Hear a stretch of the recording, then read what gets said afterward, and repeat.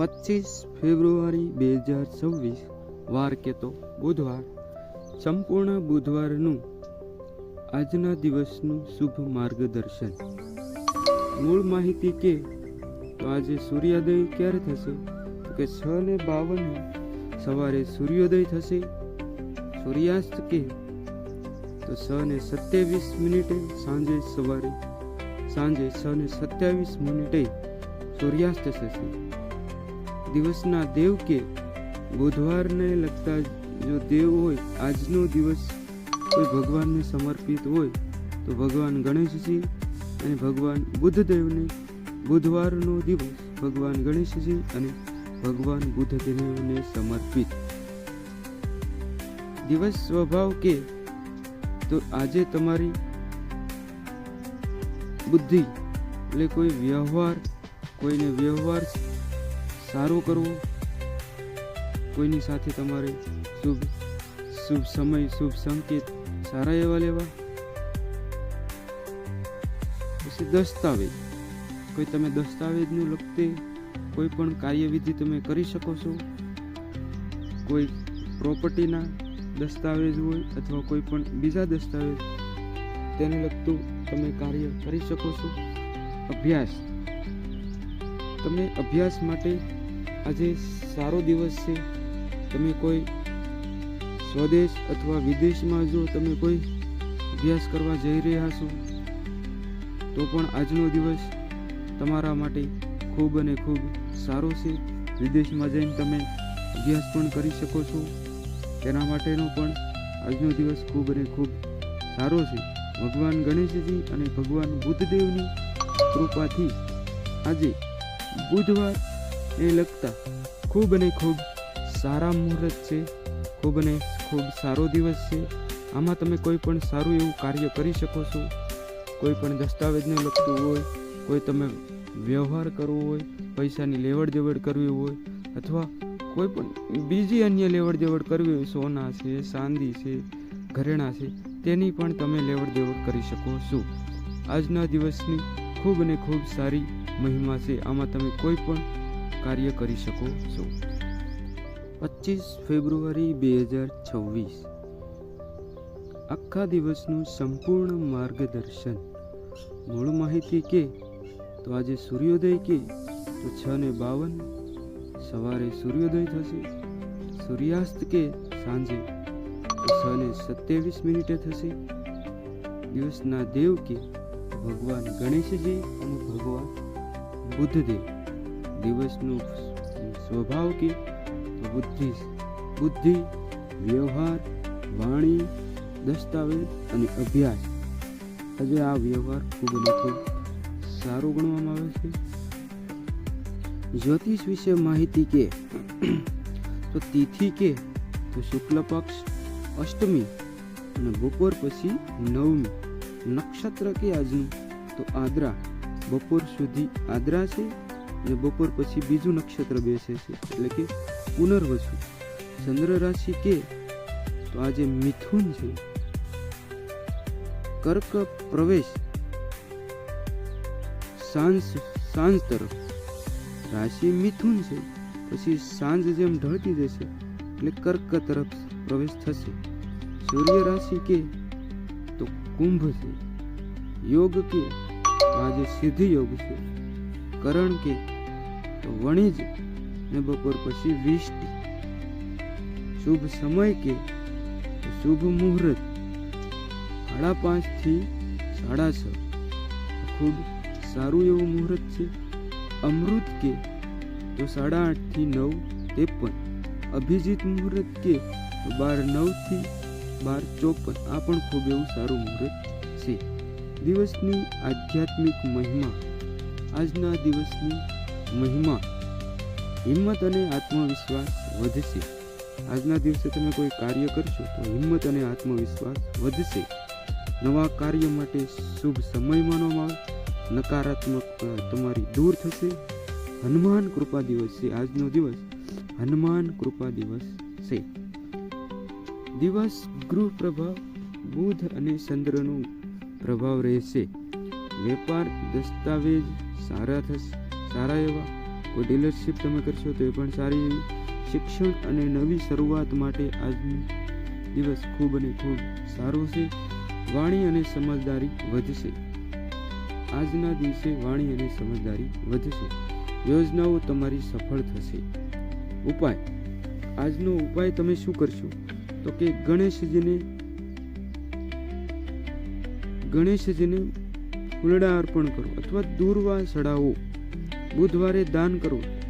લીલા વસ્ત્રનું દાન કરો. ગાયને લીલો ચારો ખવડાવો. એટલે જ કીધું છે કે લીલા વસ્ત્રનું દાન કરો.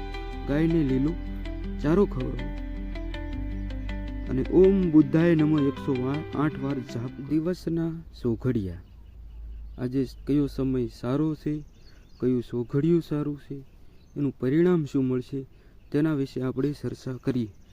6:52 થી 8:22 ઉદ્વેગ. આ સોઘડિયું સામાન્ય છે, સારું છે.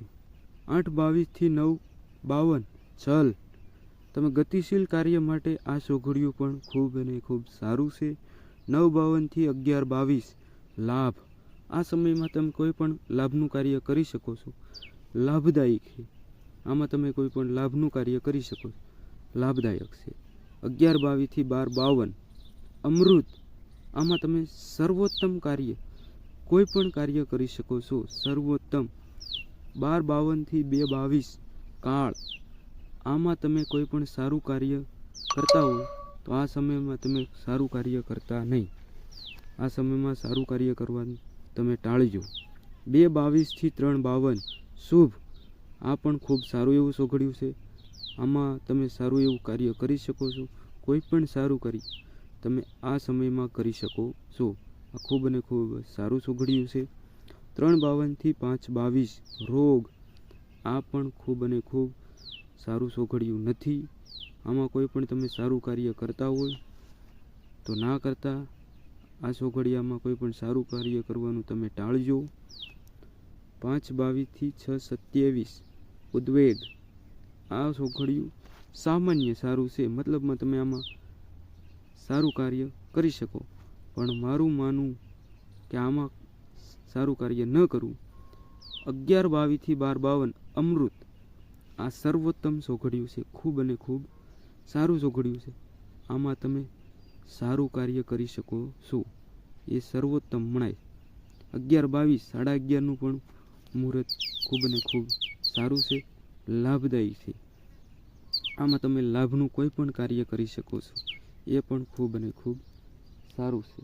એ સોઘડિયું ખૂબ અને ખૂબ સારું છે. જન્મદિવસની ઉજવણી માટેનું ખૂબ અને ખૂબ સારું મુહૂર્ત. જન્મદિવસની ઉજવણી માટે આજે ખૂબ અને ખૂબ સારું મુહૂર્ત છે.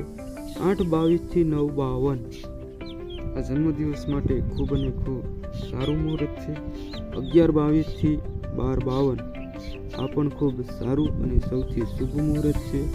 2:22 થી 3:52 આ પણ ખૂબ અને ખૂબ સારું મુહૂર્ત છે. 5:22 થી 6:27 આમાં પણ તમે જન્મદિવસ ઉજવી શકો છો. આ જે 4 મુહૂર્ત છે એમાંથી સૌથી જો શુભ મુહૂર્ત હોય તો 11:22 થી 12:52 આ સૌથી શુભ અને સૌથી સારું છે મુહૂર્ત છે. આમાં તમે કેક કટિંગ પણ કરી શકો છો. કેક કટિંગ માટેનું જો કોઈ મુહૂર્ત હોય તો 11:22 થી 12:52. જન્મદિવસમાં તમે માતા પિતાને પગે લાગો. અમુક વસ્ત્રોનું દાન કરો. ભોજનનું દાન કરો. તે આ સમય માટે શ્રેષ્ઠ રહેશે. જો આજે તમારી લગ્ન એનિવર્સરી હોય તો આ સમયમાં તમે લગ્ન એનિવર્સરીની ઉજવણી તમે કરી શકો છો. 9:52 થી 11:22 આ પણ ખૂબ અને ખૂબ સારું મુહૂર્ત છે. 11:22 થી 12:52 આ પણ ખૂબ અને ખૂબ સારું મુહૂર્ત છે. 2:22 થી 3:52 આ પણ ખૂબ સારું મુહૂર્ત છે. 5:22 થી 6:27 આ પણ ખૂબ સારું મુહૂર્ત છે. આ સમયમાં તમે લગ્ન એનિવર્સરી ઉજવી શકો છો. આ મુહૂર્ત ખૂબ અને ખૂબ સારા છે. ચંદ્ર કર્ક રાશિમાં પ્રવેશતો હોવાથી તમારા પરિવારમાં સુખ વધે છે અને ક્યારેય તમારા સંબંધોમાં તિરાડ નહીં આવે. એટલે ભવિષ્યમાં ખૂબ અને ખૂબ લાંબો સમય સુધી તમારો આ સંબંધ જળવાઈ શકે છે. જો આજે તમે ઘર ખરીદવા અથવા કોઈ પ્રોપર્ટી અથવા મિલકત જો ખરીદવા માગતા હો તો આ મુહૂર્તમાં તમે ખરીદજો. તે સર્વ સામાન્ય સર્વ ઉત્તમ ગણાય છે. 9:52 થી 11:22 આ પણ ખૂબ એવું સારું મુહૂર્ત છે. 11:22 થી 12:52 આ પણ ખૂબ ને ખૂબ સારું મુહૂર્ત છે. 12:08 થી 12:53 અભિજીત સૌથી શક્તિશાળી મુહૂર્ત, સૌથી સર્વોત્તમ મુહૂર્ત. 2:22 થી 3:52 આ પણ ખૂબ સારું એવું મુહૂર્ત છે. આમાં તમે ઘર ખરીદી શકો છો, પ્રોપર્ટી, કોઈ